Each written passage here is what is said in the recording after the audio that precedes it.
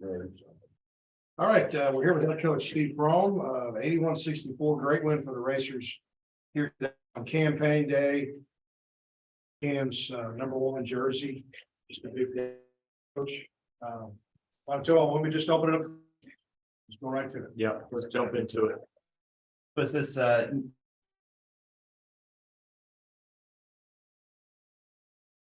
I mean, just coming off of that really long trip at Iowa and Yeah, winning always helps. You got to win your home games, and so right now look, if you want to compete for championship, everybody knows this.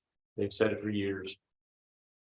Win your home games, you got to try to at least split on the road. And right now we're +1 home game. We won 2 on the road, and so we got to find a road win, to get back, to get back that home loss. But had an opportunity to close the half a little bit better.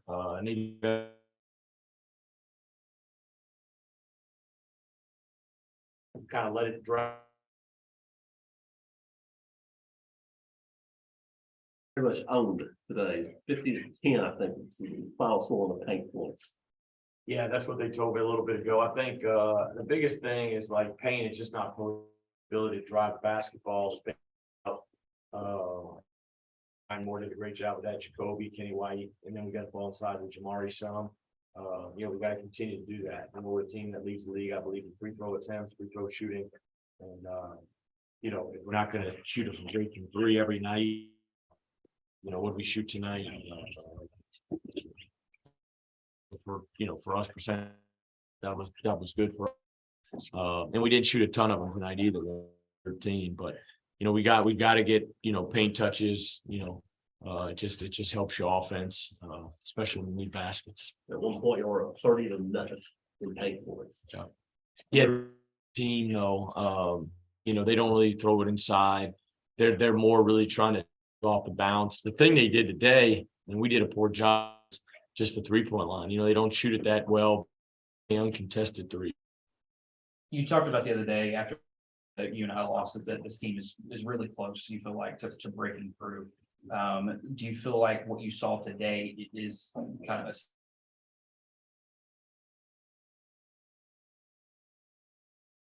It's hard to tell, honestly. I mean, there was some good moments today,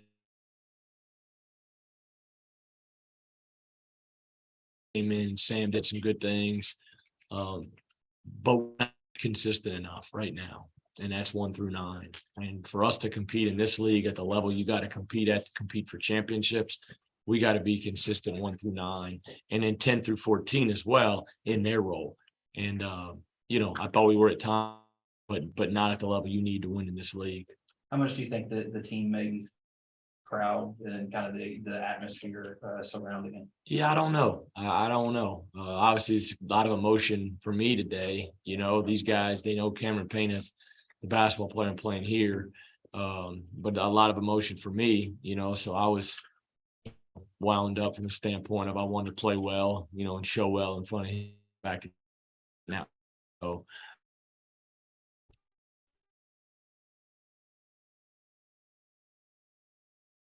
And team as there is in the country. I mean, you talk about those emotions that you have back, and I saw how emotional you were after the jersey, helping the Raptors. Just talk about, what this means to you and actually getting Cam back for this moment for him as well. Yeah, first off, our administration, man, hats off to them. I thought they did a first-class job from the reception to halftime to the way they just handled everything.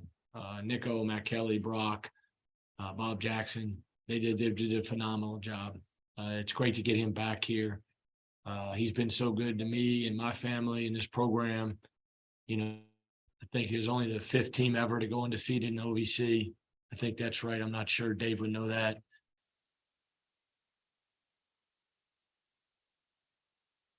Longest winning streak in the OVC.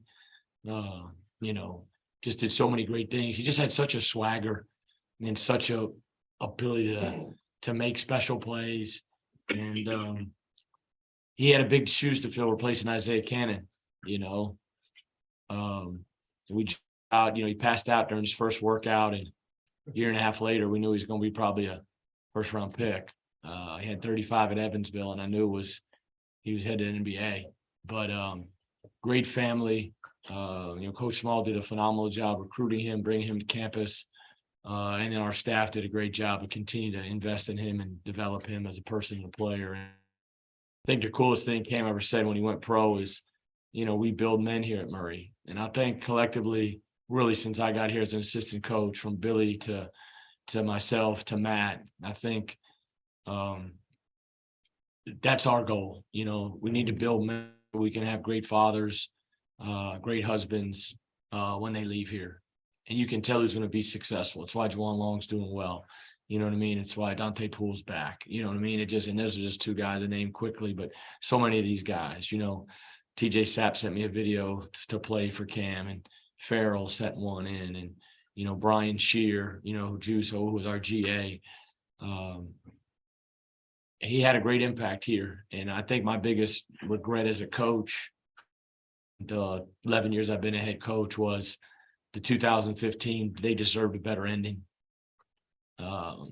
They just did.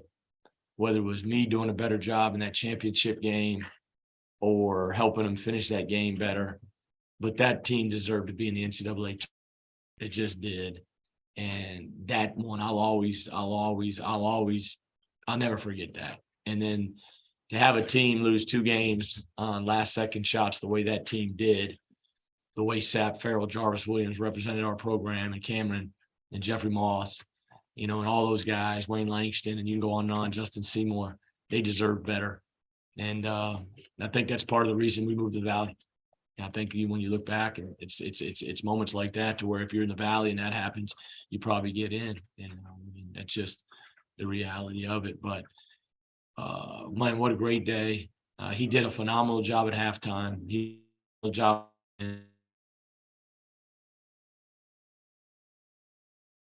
You go from lottery pick to the best backup point guard, or close to being the best backup point guard in the NBA. That's a great story. And that's what he told our guys. Man, we got 13 new guys, 12 new guys to campus. If you guys can come together, you're going to have a great story to share. We're not there yet, and hopefully we can get there.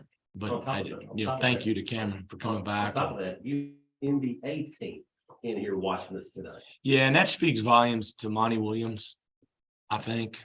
They did the same thing when Devin Booker got his high school jersey retired. When they were playing the Pelicans, they rode over to Moss Point, which is about an hour and a half away, down by where Sam Murray's from. But that starts with the leader, and that's Monty. We're going.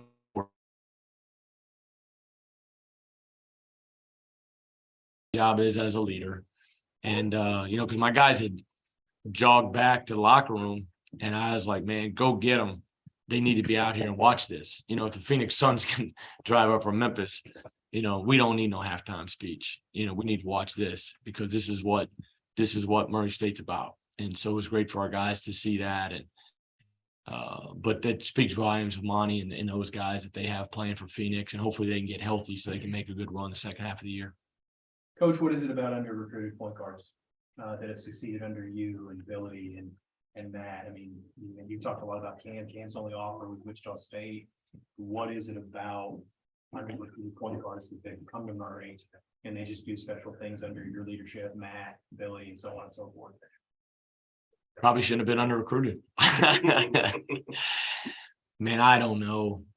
Great people. I mean, you look at all those guys, and I don't know Ja. I've met him twice. I met him this fall. I went down there and watched him practice. Jackson's been sick, so he just feels like He's tucking it out there. But this is great stuff. If you look, they all have the same in common, right? They got great personalities. They're engaging. They understand what it means to play at Murray. They can interact with the crowd. They can interact in the community. And at the end of the day, they're just damn good. And, Isaiah Cannon, John Morant, Cameron Payne, they've done great things for this university. And I've been lucky to have some really, really great point guards over my career. And it's nothing special you do. It's really 90% the players and 10% not screwing them up probably, but they all the point guards that I've played in that played in the NBA, they just have such an engaging spirit and personality about them. And they had a chip on their shoulder, and they were all under recruited, like you said. And Stark too. you know, and Jonathan Stark, you know, we got him as a transfer from Tulane the summer before I left. And then you know, then I left, and obviously then Matt coached him for those 2 years. And it's kind of what makes Murray, you know, you just certain guys fit here and certain guys don't. You got to have an edge. You got to have a swagger. Got to be tough. That's the one thing that's unique with this group right here, right? You're trying to teach everything about Murray in 3 months, and they're supposed to love it and appreciate it like I do, and like Marcus Brown does, and like Dante Poole does. And we're trying to do it in 3 months because we know everybody expects us to win championships. It's hard. It just is. And so we got to see the big picture in this. And, you know, we got to continue. And like Cam said, there's going to be another one, you know, and maybe, you know, obviously there's some guys that's played under Matt and some other guys that they're going to be, you know, next. But, you know, there's a guy we're going to recruit here in the near future that one day his jersey will be up there too. But we do need to start retiring just the jersey, not the number. We're going to run out of numbers. So, and we're going to have to all play with 54 and 53. All right, Steve. Katie, how you want to handle this? I got some great pictures there. You can tell. You see his eyes are getting heavy, getting sleepy. This is the best he's ever been at a press conference. I think it's the first one. It's the dulcet tones of Steve Prohm. That's what it is. Put him right to Awesome. there.